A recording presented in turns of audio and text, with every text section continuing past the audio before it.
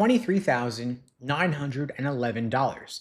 That was the median law school grant last year, and 20.5% of students got nothing at all and paid the sticker price on the website.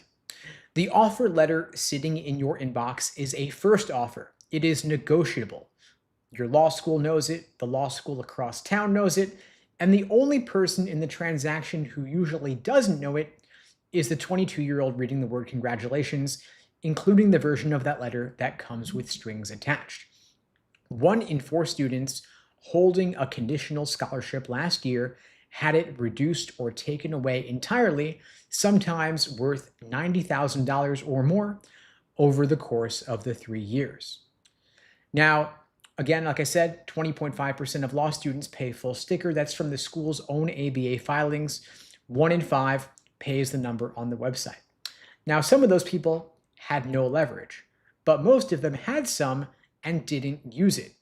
So the full price student is subsidizing the discounted student sitting 2 seats over in the same class, taking the same notes, getting the same degree. Nothing about their education is different. The only difference was the paperwork several months back. And the full price student is rarely the person you would guess. It's usually somebody who got into a school slightly above their numbers, felt grateful, and used that gratitude as a reason not to even ask. Now, being admitted below school's median is exactly the situation where asking matters most, because that's the file the school is least worried about losing and most willing to negotiate over once a competing offer shows up. Now, take a scholarship like the Dean's Recognition Award or the Founders Scholarship. It's real money, a nice line for your parents, but it's not much more than a semester of parking and books. So that is a marketing instrument, nothing more. It makes you feel chosen, and that's what stops you from asking for more. Treat it like a compliment, but don't use that as a reason not to negotiate. You also want to check whether that kind of scholarship is renewable, because some of these small named awards are only for 1 year, which means the number in your letter is a third of what you mentally multiplied it by when you read it.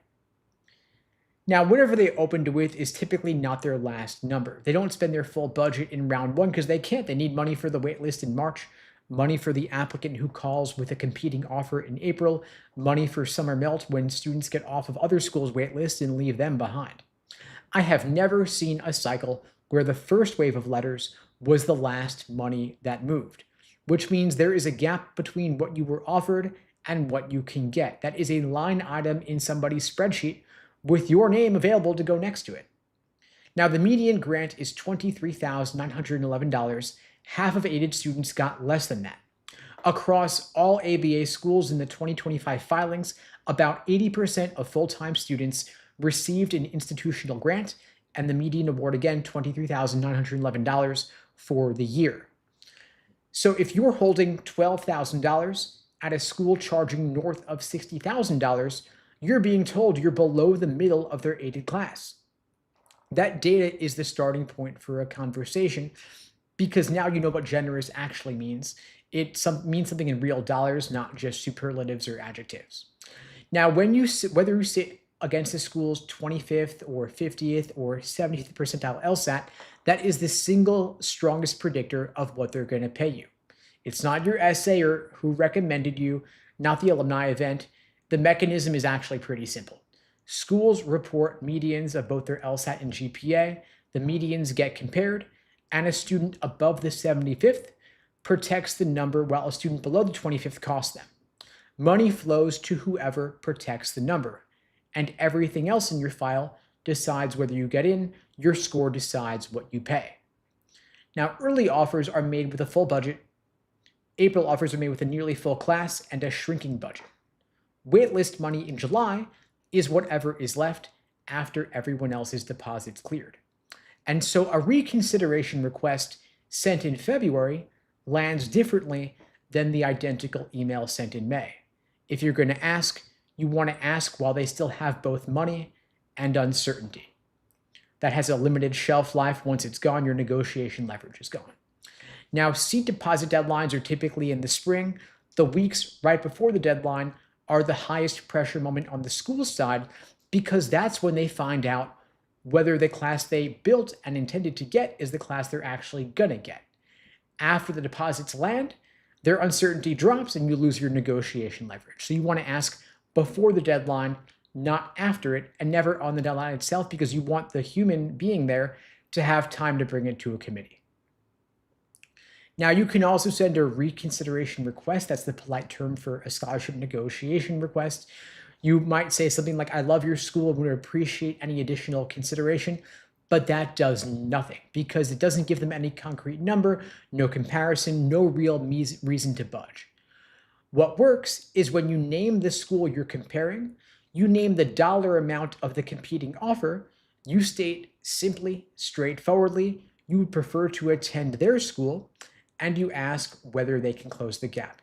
Just a simple page, single page, nothing more.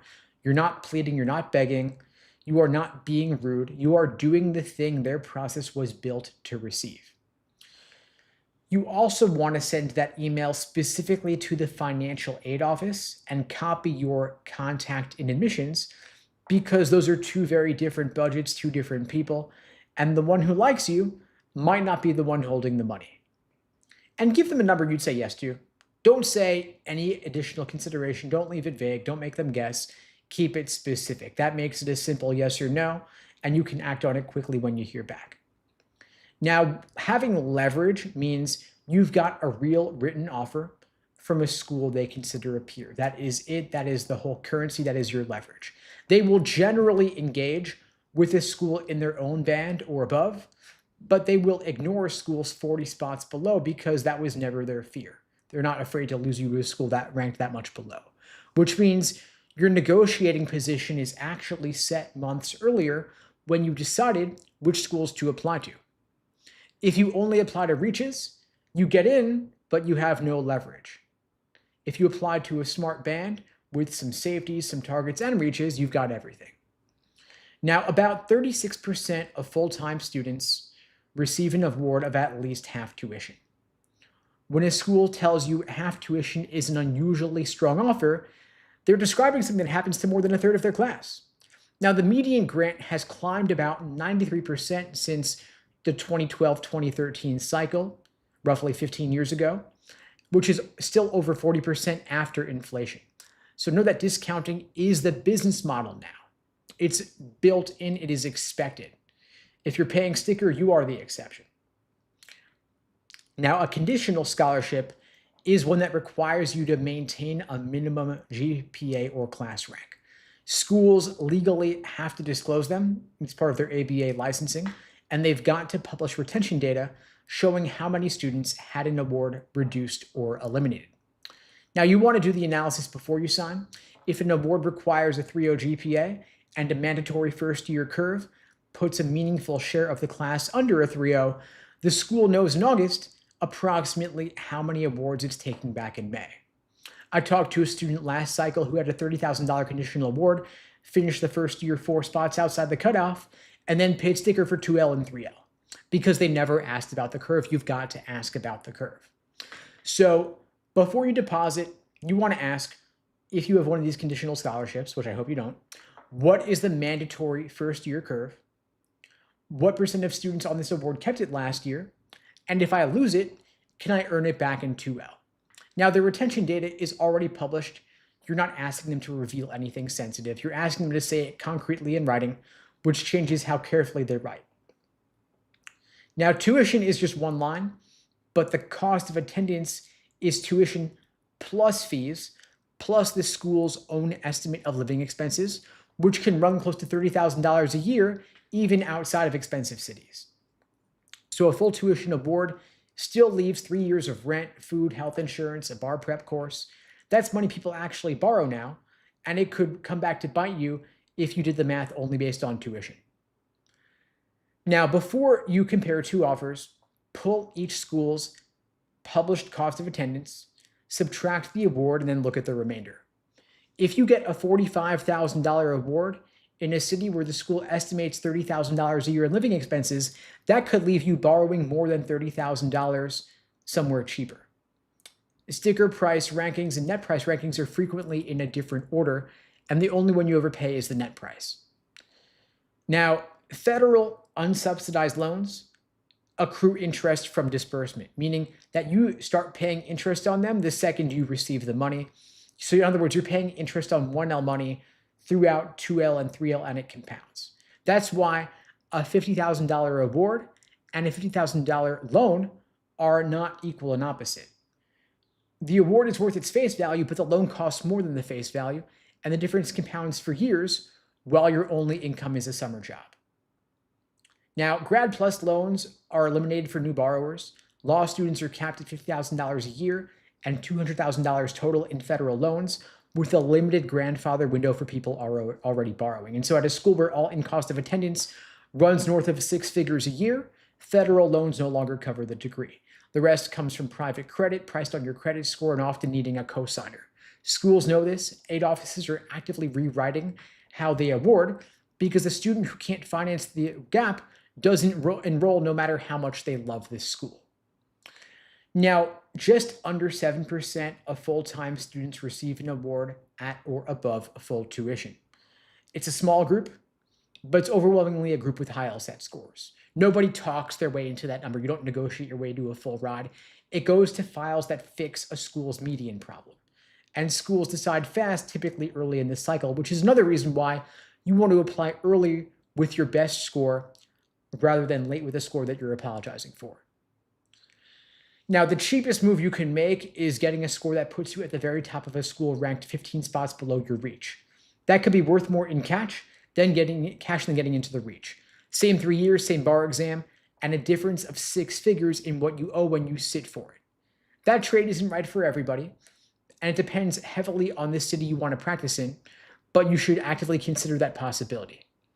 Then there are some schools that go past tuition and add a living stipend or a guaranteed summer grant on top of full tuition.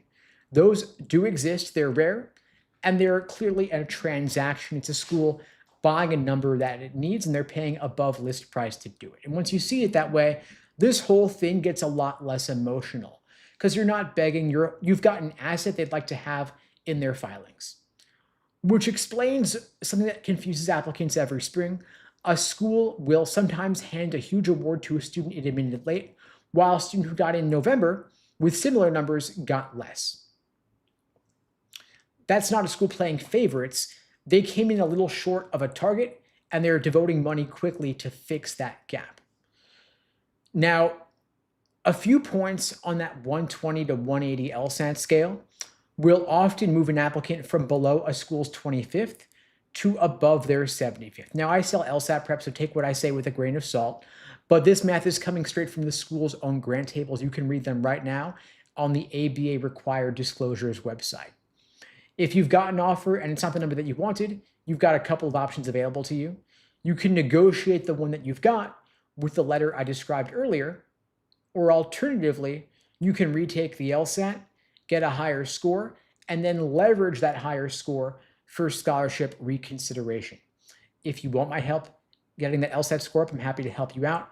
I'm offering free LSAT tutoring for everybody watching this now or later. You can book that free LSAT tutoring lesson with me at unpluggedprep.com/start. The link is below the video on YouTube, pinned in the chat on YouTube, in my bio on TikTok and IG.